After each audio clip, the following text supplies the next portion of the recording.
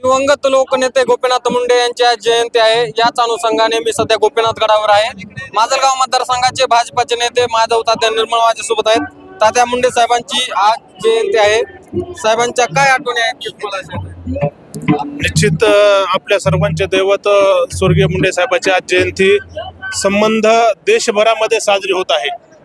परंतु दुःख एवढं आहे की आज मुंडे साहेब आपल्यामध्ये हयात नाही आहेत, परंतु आज या गडावर महाराष्ट्रभरातून साहेबावर मुंडे साहेबावर आणि आपल्या या लोकनेत्या पंकजाताई आणि प्रीतमताई यांच्यावर प्रेम करणारे महाराष्ट्रभरातून कार्यकर्ते आज या ठिकाणी जयंतीला उपस्थित आहेत। या ठिकाणी अतिशय चांगल्या वातावरणामध्ये ही जयंतीचा कार्यक्रम पार पडत आहे। तो कार्यक्रम पाहण्यासाठी सर्व महाराष्ट्रभरातून लोकांची, कार्यकर्त्यांची, नेत्यांची या ठिकाणी गर्दी झालेली आहे।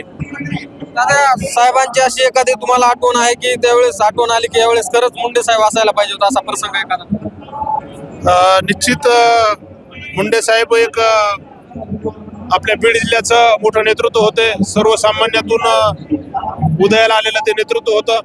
त्यांच्याबद्दल मलाच नाही तर अनेकांना आकर्षण होतं। या बीड जिल्ह्याच्या मातीतून एक सर्वसामान्य कुटुंबातून एक हिरा जन्मला आणि त्यांनी बघता बघता महाराष्ट्राचं आणि देशाचं नेतृत्व केलं। ते सर्वांनाच सांगता येईल। आठवणीच्या बाबतीत माझी आणि त्यांचं फार कमी वेळ संबंध आला, परंतु दारू नगर परिषदेमध्ये धर्मराज वैरागे यांना नगराध्यक्ष करण्यासाठी मी त्यांना शब्द दिला होता आणि तो शब्द मी त्यांचा पाळून त्यांच्या भारतीय जनता पार्टीचा त्यावेळेस नगराध्यक्ष करण्याचं आम्ही काम केलं। त्यावेळेस त्यांनी माझ्या पाठीवर शाबासकीची थाप मारली आणि मला म्हणाले की तुझ्या वडिलांप्रमाणे तू शब्द पाळलास। तीच थाप आज मी घेऊन मुंडे साहेबांचा आदर्श घेऊन काम करताना जे काम या महाराष्ट्रामध्ये आणि बीड जिल्ह्यामध्ये केलं, मुंडे साहेबांच्या नंतर त्यांचा वसा आणि वारसा सक्षमपणे आपल्या या लोकनेत्या नामदार पंकजाताई आणि माजी खासदार डॉक्टर प्रीतमताई मुंडे ह्या सक्षमपणे चालवत आहेत। मी गेल्या वर्षभरापासून त्यांच्या सानिध्यात आहेत।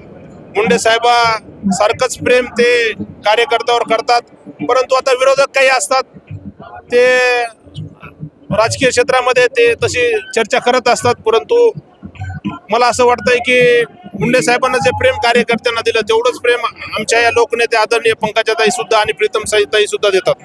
नक्कीच मंडळी, आपण ज्यांचे संवाद साधला ते माधव तात्या निर्मळ होते। या ठिकाणी गोपीनाथ गडावर लोकनेते गोपीनाथ मुंडे यांच्या जयंतीनिमित्त त्यांनी मुंडे साहेबांच्या आठवणींना उजाळा दिलेला आहे। coverage.com मध्ये मी इथंच थांबतोय।